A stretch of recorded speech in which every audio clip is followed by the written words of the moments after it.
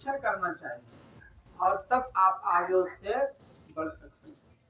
तो आगे बढ़ने के लिए आगे क्या कीजिएगा, अपने काम से मतलब रखिए। जीवन क्षणिक है, जहाँ सत्संग होता है वहाँ वक्त निकाल करके जाइए, अच्छे कर्मों को करिएगा तो बुरा कर्म आपसे जीवन से छूटते चला जाएगा। जैसे कोई पूरब की तरफ बढ़ेगा तो पश्चिम छूटेगा ना। अभी हम लोग सत्संग में बैठे हैं, यहाँ सत्संग का आयोजन रख दिया तो हम लोग सब आकर के इस टाइम बैठ गए। कल इस टाइम कहाँ थे, 4 बजे 5 बजे, याद है? सब अपने अपने कामों में थे, कोई खेत में होगा, कोई खलियान में होगा, कोई चौक चौराहे में होगा, कोई गप्पे मार रहा होगा, कोई कुछ ऐसा निगेटिव कर्म भी हो सकता है इस टाइम में। कल का मोमेंट अलग है, आज का अलग है। इसका मतलब समझिए, सत्संग जो सुने तो अलग लाभ हुआ, अच्छे जगह हम समय दिए तो बुरे जगह से समय का बचाव हो गया, बुरे जगह से निवृत्त हो गए, बुरे कर्मों से कम अभी बचे हुए हैं। अच्छा आपको क्या मिल रहा है ये बात छोड़िए, अच्छा तो मिलना ही है। यहाँ खुशबू बिक रही है, नहीं भी लीजिएगा तो भी नाक में जाएगा ही जाएगा। सेंट की दुकान में आ गए हैं भाई, यहाँ भागवत की चर्चा हो रही है, जाने अनजाने तो कान में जाएगा ही जाएगा। राह चलते भी लोग 2 वचन रुक करके सुन लेते हैं कि कुछ हो रहा है तो सुन लेते हैं। यही है, एक साथ 2 फायदे हो रहा है, अच्छाई का लाभ हो रहा है और बुराई से आप बचे हुए। इसीलिए कहते हैं कि पहली सीढ़ी इंसान के बदलाव का है कि जहाँ अच्छी संगति वाली जगह हो वहाँ विशेष से विशेष समय आदमी को देना चाहिए। वहाँ समय दीजिएगा तो आपके जीवन में बदलाव होगा। किसी व्यक्ति को अगर पहचानना है तो उसको मत देखिए, सिर्फ उसके साथी संगत का पता लगाइए। वो आदमी कहाँ जाता है, कहाँ उठता है, कहाँ बैठता है, किसके साथ मिलता है, किसके साथ मिलता है, किसके साथ जुड़ता है, अपने पता चल जाएगा। अगर वो निगेटिव जगह में, गलत जगह में बैठा हुआ है तो कहीं न कहीं गलत चीज उसके अंदर में भी छुपी होगी, वरना वो संगत वैसा कर नहीं सकता है। संगत से तो बदलाव होता है, लेकिन आंतरिक अलग अलग विचारों के कारण संगत भी तो अलग अलग करता है। यहाँ सत्संग हो रहा है तो क्या सब आ जाएगा, आ गया इस जगह पर? गांव में बहुत लोग हैं तो सब आदमी सब जगह नहीं जा सकता है। जिसको जिसमें रुचि है वही वहां पर आ सकता है। इसीलिए अच्छे कर्म को कीजिएगा तो बुरे कर्म से निवृत्त होइएगा। अच्छा पहले सुनिएगा तो अच्छा कर्म करने की प्रेरणा मिलेगी। अच्छा कर्म जब होने लगेगा तो बुरे कामों से छूटते जाएंगे, और जब अच्छा कर्म होते जाएगा तो उसका फल तो आपके जीवन में अच्छा ही जाएगा। तो सबसे पहला अच्छा कर्म है सत्संग, और दूसरा काम है गुरु से दीक्षा लेना। गुरु से दीक्षा नहीं लीजिएगा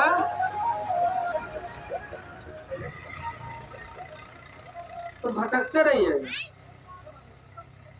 आज माघ पूर्णिमा का दिन कितना आदमी देखे कहाँ कहाँ गंगा स्नान करने गया, कोई ब्रह्मकुंड में स्नान करने आया, जबकि रविदास जी की जयंती भी है आज, परम संत गुरु रविदास जी महाराज। उनकी वाणी में क्या है, मन चंगा तो कठौती में गंगा, है कि नहीं? लेकिन यह ज्ञान रूपी गंगा में जो गोता नहीं लगाएगा, अंदर से बदलाव मुश्किल। इसीलिए कहा कि पलटू साहब के वचन में है कि बैरागिन भूली आप में, जल में खोजे राम, जल में खोजे राम जाए के तीरथ छाने, भर में चारों खोट सुधी नहीं अपनी आने। फूल में जो बांस, काठ में अग्नि छिपानी, और खोदे बिनु नहीं मिले है धरती में पानी। खोजिएगा तब ना, काठ में अग्नि है, रगड़िएगा तब न मिलेगा, छुपा हुआ है। खोदे बिनु नहीं मिला है धरती में पानी, दूध में घृत रहे छिपी मेहंदी में लाली, ऐसे पूरन ब्रह्म कहो तिलवर नहीं खाली। पलटू सत्संग बीच में कर ले अपना काम, बैरागिन भोली आप में जल में खोजे राम। कहते अपना काम बनाना है तो पलटू सत्संग बीच में, यहाँ सब तरह से ज्ञान होगा। एक बार रामकृष्ण परमहंस देव जी के एक भांजे थे, उसका नाम था हृदय। तो पहुंचे हुए संत थे, तो उनके भैगने ने कहा, भैगना सेवा में रहता था भांजा उनका हृदय नाम का, कहा कि गुरुदेव बहुत लोग तीर्थ की महिमा सुनते हैं तो चलना चाहिए। वो तो बहुत पहुंचे हुए ब्रह्म ज्ञानी, उनका तो जीवन ही तीर्थ था।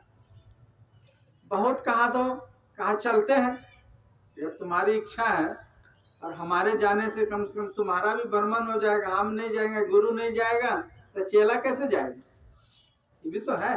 संत फिर उदार दिल भी होते हैं और कुछ ज्ञान भी दिखाना सिखाना होता है। अगर भ्रम में है शिष्य तो कई कारण से कहा चलिए। गया तो एक जगह बहुत तीर्थ में, तो पर्यटक लोग बहुत आए हुए थे, बहुत भीड़ थी काफी। तो रामकृष्ण ने कहा कि रे हृदय से जैसे अपने गांव में था गाछ वृक्ष जंगल झाड़, ऐसे यहाँ भी देखते हैं, तो विशेषता क्या मिले यहाँ तीर्थ में आने। ये बड़ा बड़ा लेटरिन का जो ढेरी लगा हुआ है ना जो मैदान में, ये लगता है देखने से एक बात मालूम होता है, इधर का आदमी की जठराग्नि बहुत तेज है। तीर्थ में खाली पखाना ही पखाना। रामकृष्ण का यही महिला देखने के लिए आदमी सब जो लेटरिन करके और गंदगी करके जो भागा है, यही देखने आया था। तो उसको ज्ञान दिया, मतलब अपने स्तर से। संत तो बहुत, उनकी दृष्टि बहुत ऊंची होती है। तो साहिब क्या करे, संत पलटू साहब के वचन में है कि परमात्मा को क्या खोजते उधर में, साहिब तेरे पास तू नहीं है तो कुछ नहीं है, जीवन से बड़ा कुछ है। आदमी कहे कि भगवान मिला देते हैं लेकिन तुमको मार देंगे, तो कहेगा हम ही जब मर जाएंगे भगवान का दर्शन करने से क्या फायदा है। जिंदगी किसके लिए है, दुनिया किसके लिए है? जिसका शरीर स्वस्थ, जिसके शरीर में जीवन की ज्योति जल रही है, उसी के लिए जिंदगी है। जिंदगी को बचाने के लिए आदमी क्या नहीं करता है। लेकिन आपके जीने का रहस्य क्या है, कभी बारे में सोचा कि हम अपने शरीर में कौन है, किस तरह रहते हैं? कभी सोचा आपने अपने बारे में? आप सबको पहचानते हैं, माँ बाप भाई बहन देश समाज गुरु, लेकिन कितनी हैरत की बात है कि आप खुद को नहीं पहचानते। आपको कोई कहे कि आप कौन हैं, आप क्या कहिए? ज्यादा से ज्यादा नाम बतलाइएगा अपना। नाम होता है शरीर का। जैसे कोई बच्चा है, किसी के घर में जन्म लिया, उसको पुकारने के लिए हम कोई नाम रख देते हैं कि रामू है, श्यामू है, तो क्या बच्चा रामू हो गया? ऐसे तो कितना बार रामू श्यामू घनश्यामू बन के बैठा हुआ है। कहा था ना अभिमन्यु ने, जब अभिमन्यु मारा गया था महाभारत के युद्ध में, तो अर्जुन बहुत शोकाकुल था। कृष्ण ने कहा कि क्यों शोक कर रहे हो? का देखिए हमारा इतना छोटा बच्चा सब महारथियों ने मिलकर के मार दिया, वो वहां चक्रव्यूह में फंस गया, जरा सा किसी को दया नहीं आए। कर्ण था, कौन कौन था, बड़ा बड़ा योद्धा का, लेकिन नहीं आए, वो घटना घट गई। लेकिन एक बात याद रखो कि तुम्हारा बेटा स्वर्ग में घूम रहा है, खेल रहा है, क्योंकि धर्म युद्ध है। यहाँ जो भी मरता है वो स्वर्ग जाता है। तो कैसे मानो? और दिखा देते हैं। तो जैसे गया तो देखा कि और सब बच्चों के साथ में अभिमन्यु वहां खेल रहा था। ममता को रोक नहीं पाया उसने, इमोशनल हो गए, जाके दौड़ के हाथ पकड़ने के लिए कहा, बेटा बेटा इधर हो, मैं तुम्हारा बाप अर्जुन मिलने आया हूँ। बड़ी जोर से हाथ छुड़ाया ऐसे, कहा कि पिताजी एक बार हम आपका बेटा बने तो धरती से स्वर्ग तक खोजने के लिए आए हैं, और आप हमारा कितना बार बेटा बने आपको याद है? कई बार बन चुके हैं, ये अदला बदला चालू है। कहने का मतलब क्या है, जो शरीर का नाम रखते हैं हम नाम नहीं होते, नामी हैं आप। नाम शरीर के अंदर में रहने वाला जो है वो क्या है, उसको अगर नहीं जाना तो दुनिया में कुछ नहीं जाना, याद रखिए। तो वही आपकी जीवनी शक्ति है। स्वयं को पहचानिए। कैसे, कहाँ जाकर पहचानिए? स्वयं को पहचानने के लिए स्वयं ही उसकी खोज करनी पड़ेगी। कोई दूसरा आदमी आपको खोज के बतला देगा तो नहीं होगा, क्योंकि दूसरा आदमी तो अपने भूला हुआ है। स्वयं को की जानकारी के लिए स्वयं ही आपको प्रयत्न करना होगा। इसीलिए कहा कि साहिब साहिब क्या करे, साहिब तेरे पास, साहिब तेरे पास याद करो होवे हाजिर। अंदर धस के देख मिलेगा साहिब नादिर, मान मनी का फना नूर तब नजर में आवे, अब बुरका डारे टार खुदा बाखुद दिखलावे, रूह करे मेराज कुफर का खोल खुलावा, 30 रोजा रहे अंदर में 7 रिकावे, ला मकान में रब को पावे पलटू दास, साहिब साहिब क्या करे साहिब तेरे पास। मुस्लिम महिलाएं बुर्का पहनती, जो काला ऐसा पर्दा होता है। तो परमात्मा से मिलना चाहेगा तो किसी को देखना चाहेगा तो पर्दा हटाएगा तब। यह अंधकार का पर्दा है, प्रकाश का पर्दा है, शब्द का पर्दा है। उस परमात्मा को देखने के लिए स्वयं आपको अपने अंदर में यात्रा करनी पड़ेगी। मतलब गुरु से युक्ति लेकर के आंख बंद करके मेडिटेशन करना पड़ेगा। बाहर की यात्रा संसार की तरफ जाने की, अंदर की यात्रा स्वयं की ओर आने के लिए। इसीलिए हम लोग आंख बंद करके ध्यान करने के लिए बतलाते हैं। कुछ लोग त्राटक भी बतलाता है, खुले आंख। जैसे दीपक की लौ जल रही है या मोमबत्ती, उसी को एक नजर से देखना है। उससे बहुत कष्ट होता है, याद रखिए। अगर आंखें भी टेढ़ी हो जाती है, आंखों को पानी गिरने लगता है। एक आदमी कह रहा था बाबा ध्यान करते हैं तो आंख से पानी गिरता है। हम तो खुले आंख ध्यान करते हैं, कहाँ ऐसे देख कर एक टक से करते हैं। एक टक से कोई चीज देखेगा, पलक नहीं गिरेगा तो आंख से पानी गिरेगा कि नहीं? तो उसको आमा दृष्टि कहा जाता है। हम लोग जो ध्यान करते हैं आंख बंद करते, वो हुआ प्रतिपदा, मतलब एकदम छोड़, एकदम थोड़ा सा खोल के देखता है। तो वो साधना नहीं है। विधि जानकार आदमी से सीखिए। किताब में देख करके, कैसेट में सुन करके साधना करना चाहिएगा, आपके लिए हानिकारक सिद्ध हो जाएगा। गुरु से सीखिए और ध्यान कीजिए। घर बैठे आपको चीज मिल जाएगी जो बहुत तीर्थों में भटकने वालों को नहीं मिल पाता। गुरु का हाथ कितना बड़ा लंबा होता है। गुरु कैसे घर बैठे अपने शिष्य के ऊपर में कृपा कर देते हैं और कैसे अंतर्जामी होते हैं। एक छोटा सा प्रसंग आप लोगों को सुनाता हूँ। अयोध्या जी में एगो लाल सखे नाम के कोई महात्मा जी रहते थे। तो दूसरे मत से जुड़े हुए, लेकिन महर्षि में ही गुरु महाराज को जानते थे। अब बहुत दिन से उसके मन में इच्छा थी कि कुप्पा घाट जा करके गुरु स्थान में में ही संत में ही का दर्शन कर लेते। लेकिन मनुष्य में कमजोरी होती है कि आजकल करते करते अच्छे कामों को टाल दिया करता है।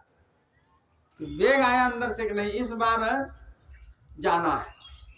रेलगाड़ी में जो भी अपना रास्ता बस्ता लेके सवार हो गया, और जिस बोगी में बैठा वहीं एगो घटना घट गई, दुर्घटना समझिए। कुछ गुंडे लोग घुस गए, डाकू लोग। तो पब्लिक को सबको बंद कर दिया, गेट दोनों छीनने लगा सामान। और उसी में एक नवविवाहिता स्त्री भी बैठी हुई, हाल में शादी हुई थी, तो उसको ज्यादा जेवर पहनी हुई थी।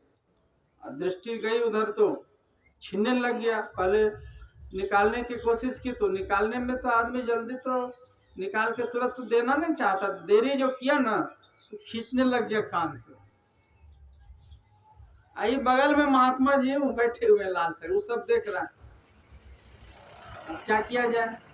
तो कान से जब खून निकलने लगा ना तो इनको नहीं रहा गया। महात्मा जी दया बस बोल दिया बदमाशों का, भाई साहब इस तरह जो आप बदतमीजी के साथ, जो बेहरमी के साथ जो लोग सलूक आ रहे हैं, अरे सामान है जब निकाल कर दे ही रहा है धीरे धीरे, तो इस तरह कान नाक नहीं कटते हुए ले जाना चाहिए।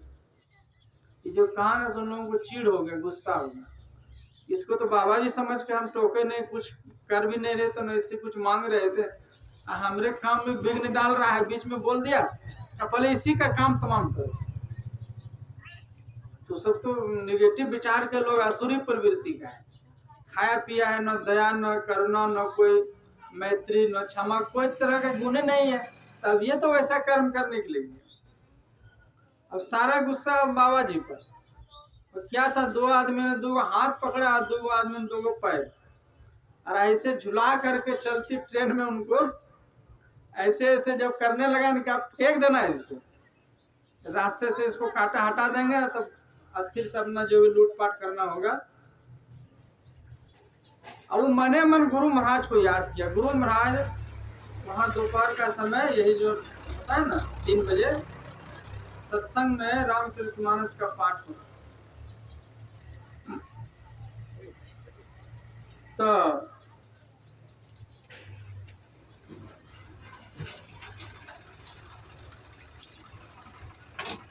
तो मैंने मन याद किया, कहा कि हे गुरुदेव, मैं तो कितना शौक से इतने दिनों के बाद सोचते सोचते सोचते सोचा कि नहीं, संत में ही महाराज का दर्शन करने के लिए जाएं। जा रहे थे कहाँ संत का दर्शन करने, कहाँ यमराज का दर्शन हो रहा, लेकिन ध्यान था गुरु महाराज पर उनका टोटल, क्योंकि उन्हीं के निमित्त आए थे, दूसरा कोई विकल्प भी नहीं था। जो गुरु महाराज का ध्यान किया ना, ऐसी कृपा हुई, ऐसी गुरु की कृपा हुई, जिसमें फेंका गया ना तो रेलगाड़ी गांव के रास्ते से गुजर रही थी, जो खेत खलियान लोग बनाता ना पट्टी के बगल में, ऐसे निवारियों का बहुत बड़ा पिंज था वहां पर, पूरा पुआल का ढेर था। जोर से जो फेंका ना तो पुआल के ढेरे में जैसे लगता है रुई के गद्दा में गद से जाकर बैठ जाता है, वहां चला गया, जरा सा भी कुछ नहीं उनको खरोचा है। और गार्ड ने पीछे से देख लिया कि कोई आदमी गाड़ी से उनको फेंका गया है, तो रोका गया। महात्मा जी के पास का कैसे आ गया? अरे हमको क्या कहते, पहले वहां नहीं जाइए, वहां ये आदमी घुस गया है, बहुत गलत व्यवहार के साथ लोगों का सामान छीन रहा है। सभी चोरों को पकड़ा गया। महात्मा जी के सामने हाथकड़ी लगा करके, अब महात्मा जी देखते उठ करके बैठ गए।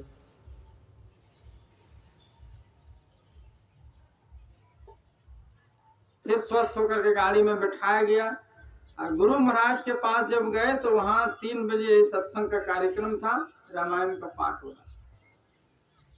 अब वो आदमी जैसे आया, गुरु महाराज की आंखें बंद थी, शिष्य पढ़ रहा था, अब बीचे में रोक करके गुरु महाराज बोलने लगे, जाको राखे साइया, मार सके नहीं तो बाल न बाका कर सके, जो जग बैरी हो। यही श्लोक कबीर साहब का गुरु महाराज बीचे में रोक कर, आंखें बंद है, जाके प्रणाम के कहा कि गुरुदेव ये घटना तो अभी हमारे साथ घटा, जहाँ कोई जीवन का उम्मीद नहीं था, फिर भी आपकी कृपा से हम स्वस्थ होकर के दर्शन करने के लिए आ गए। गुरु महाराज तो अंतर्यामी, सब जान रहे थे किनके नाम से कौन घर से चलता है संत का दर्शन करने के लिए। इसीलिए कहा गया, संत दरस को जाइए तजी ममता अभिमान, ज्यों ज्यों पग आगे धरे कोटिन यज्ञ समान। तो करोड़ों पूर्ण हो गया। सच्चे हृदय से अगर किसी महापुरुष का दर्शन करने के लिए जाते हैं, तो महापुरुष सिर्फ सुरक्षित आपको बुलाता नहीं है, सुरक्षित घर पहुंचाने की भी उनकी जिम्मेदारी होती है। हाँ, हृदय साफ हो आपका, इतना विश्वास व आस्था हो कि हम भगवान का दर्शन करने जा रहे हैं या भगवान का दर्शन करके आ रहे हैं, तब वो घटना घटी थी।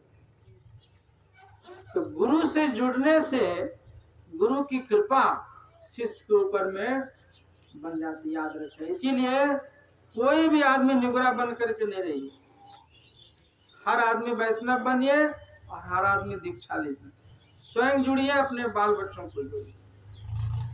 संसार का ज्ञान देते हैं, आध्यात्मिक ज्ञान भी दीजिए, क्योंकि संसार का जो ज्ञान है वो जब तक शरीर है तभी तक, और आध्यात्मिक ज्ञान है अगला शरीर में भी आत्मा अधोगति में न जाए अगले जन्म में, उनको भी बचाने का काम करता है।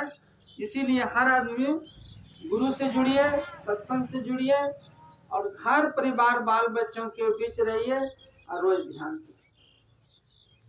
ध्यान से नेगेटिव ऊर्जा भागती है, घर में पॉजिटिव ऊर्जा का संचार होता है। एक आदमी ध्यान करे तो पूरे घर वाले को लाभ मिलता है। जैसे कोई घर का एक आदमी बदमाश निकल जाए तो पूरे घर का बदनामी होता है कि नहीं, कि फल्ला का बेटा देखो खराब निकल गया, पूरा गांव की बदनामी हो जाता है। जितना बड़ा वो बदमाश क्रिमिनल है उतना बड़ा बदनामी का स्तर बढ़ते जाता है। अगर बहुत बड़ा खूंखार आदमी है तो देश का नाम भी बदनाम कर देता है। तो गलत एक आदमी हुआ लेकिन पूरे गांव का, पूरे उनके घर का, पूरे देश का, पूरे जिला का नाम बदनाम हो जाता है। उसी तरह भक्ति एक आदमी करता है तो उनका, जैसे कोई मान लीजिए कोई महात्मा बन जाता है तो पहले माँ बाप का नाम हुआ, फल्ला का बेटा है, फिर गांव का नाम हो जाएगा कि नहीं, और बड़े स्तर का हो जाएगा तो जिला का नाम हो जाएगा, देश का नाम हो जाएगा। बुद्ध का नाम, बुद्ध ने अवतार लिया नेपाल में, जन्म था उनका नेपाल का शरीर था, ज्ञान को प्राप्त किया राजगीर गया में, बोध गया में, शरीर का त्याग किया कुशीनगर उत्तर प्रदेश में।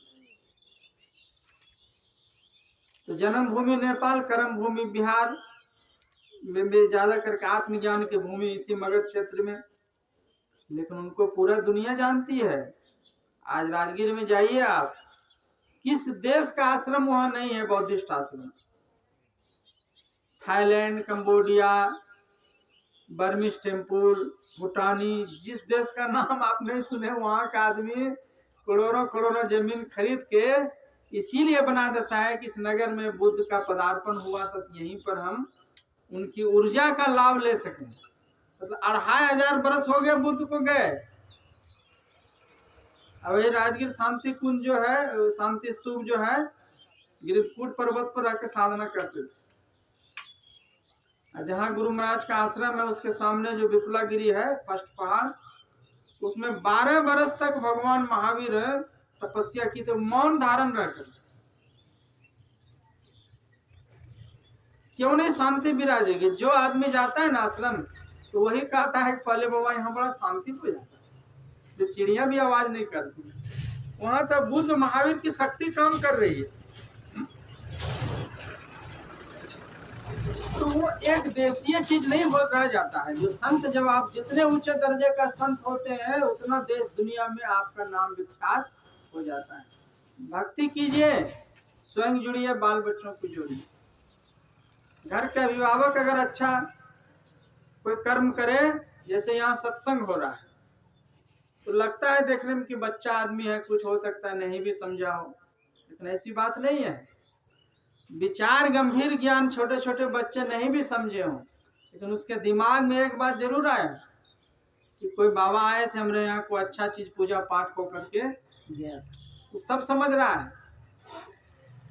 ज्ञान तो ऐसा गंभीर है कि बहुत बुजुर्ग आदमी भी नहीं समझ पाता, उनको समझाना पड़ता है। लेकिन बच्चे में एक मैसेज जरूर गया कि हमारे गांव में, कितना गांव में तो कितना आदमी साधु महात्मा को देखा तक नहीं होता, और देखा भी होता है तो कहता है कि पकड़ने वाला बाबा जी आ गए, कहता है देखो ज्यादा रोग है बाबा जी पकड़ के ले जाए। मतलब पकड़ा हुआ बाबा उसको समझ के रखा है, नजदीक से नहीं देखता। तो अच्छा कर्म करने से, अच्छा शुभ कार्य करने से घर में बाल बच्चों पर अच्छा संस्कार पड़ता है। इसीलिए कहते हैं कि रोज ध्यान कीजिए, और ध्यान में सफलता पाने के लिए सदाचार का पालन कीजिए। झूठ फरेब से जितना दूर रहिएगा उतना सुकून की जिंदगी जिएगा।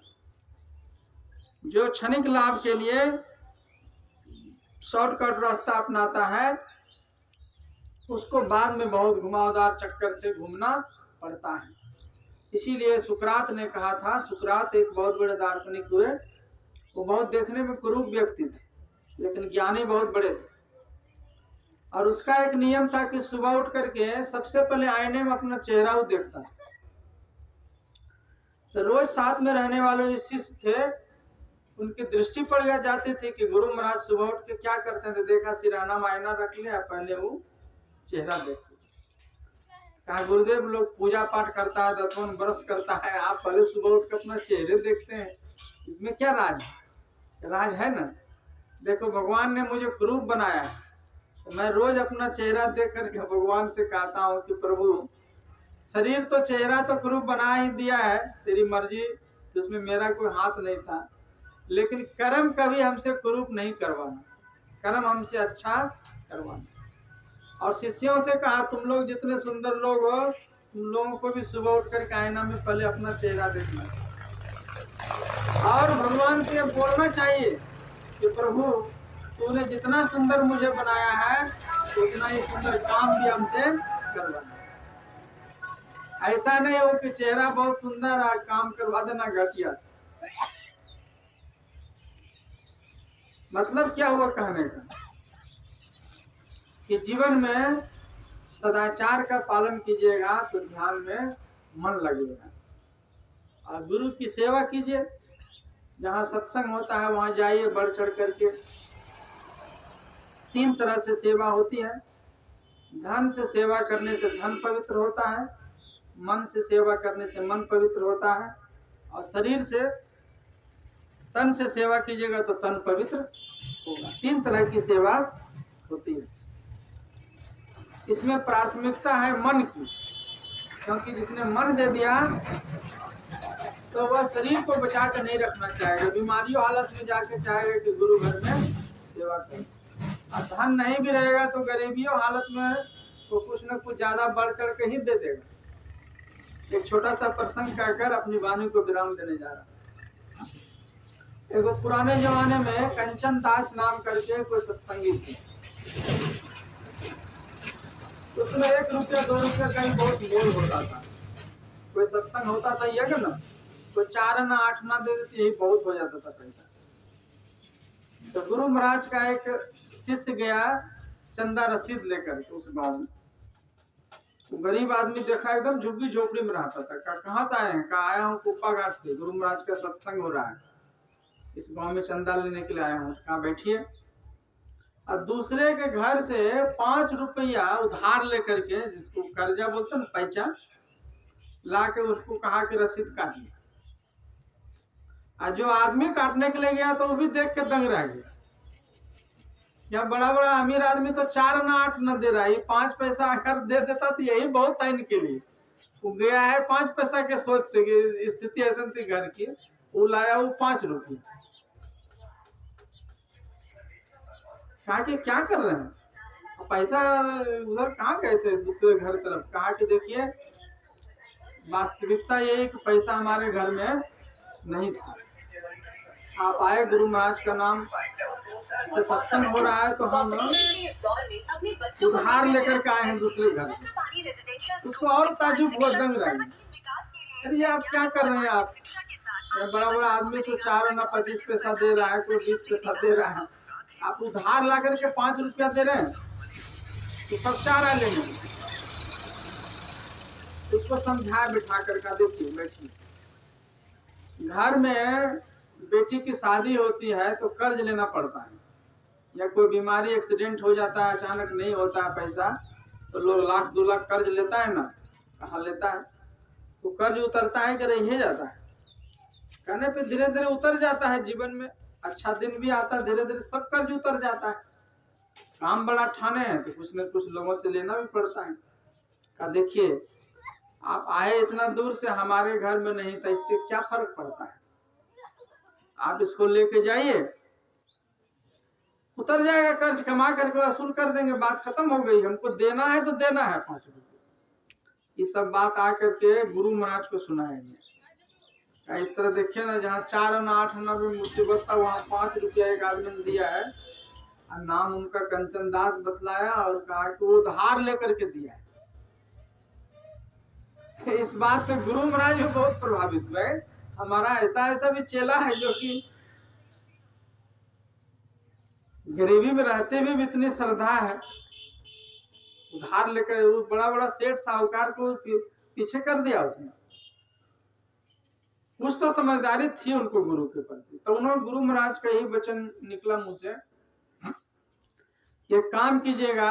अभिनंदन ग्रंथ छपने वाला था। 100 साल जब गुरुदेव की उम्र हुई ना, तो खुशी से उनके भक्तों ने एक अभिनंदन ग्रंथ पेश किया था। 100 शताब्दी अभिनंदन ग्रंथ उसका नाम रखा। का वो आदमी जरा नाम लिख दीजिएगा, कहीं जीवनी हमारा छापिएगा ना तो वो आदमी के बारे में चर्च कर दीजिएगा कि कंचन दास नाम के सत्संगी ने फलना युग में अपनी क्षमता से कई गुना ज्यादा उन्होंने उधार लेकर के दान में दिया था। तो उसका नाम छप गया वो किताब में, और किताब बहुत प्रमाणिक हुआ, मतलब संस्था का। अभी भी उस की प्रतियां प्रकाशित होती है, लेकिन उसमें काट छाट नहीं होता। जितना लिखा है गुरु महाराज के समय उतने छपता है। आप एक बात बतलाइए, अभी कोई आदमी है, अभी तो उस समय जमाना में तो कोई 5 करोड़ रुपया भी दे देगा और चाहेगा कि गुरु महाराज के किताब में हमारा नाम चला जाए, जा सकता है? क्या नहीं गुरुदेव, हम 5 करोड़ देंगे, अभिनंदन ग्रंथ में हमारा नाम कहीं पर भी दीजिए, नहीं देगा। तो दिया तो 5 रुपया, लेकिन काम उसका हो गया 5 करोड़ का। बात तो समझिए, गुरु महाराज के नाम के साथ उनका नाम जुड़ गया। तो जितना दिन जुग जुग तक गुरु महाराज की जीवनी लोग पढ़ेगा, उसमें कंचन दास का भी नाम उसमें उसको पढ़ना ही पड़ेगा। तो गुरु ने हाथ रखा उनका, लिया कि कई गुना दिया उनको। तो गुरु का जो हाथ है बहुत लंबा होता है, उनकी दृष्टि बहुत ऊंची होती है, बहुत पैनी होती है, बहुत सूक्ष्म होती है। जो उनके प्रति श्रद्धा भाव रखता है, जो विश्वास बनाए रखता है, गुरु उनके जीवन में किसी चीज की कमी नहीं रखते वो रहने देता है, और बहुत तरह से अप्रत्यक्ष रूप में उनको मुसीबत हादसा से भी उनको बचाते रहता है। लेकिन गुरु भगवान और परमात्मा का जो उपकार है वो दिखावटी नहीं होता है। बहुत आदमी उपकार करता है तो 10 आदमी के बीच में करता है, वो हल्के दर्जे का है, और बहुत आदमी अकेले में करता है, वो मध्यम दर्जे का है। कोई विपत्ति में है, आपको मदद कर दिया, सिर्फ आपको पता चला और किसी के नहीं। लेकिन असली जो उपकारक होते हैं, उपकारक ने उपकार कर दिया, किसने किया कब किया वो भी नहीं बताने के लिए आता है। वो होता है संत गुरु और भगवान का उपकार।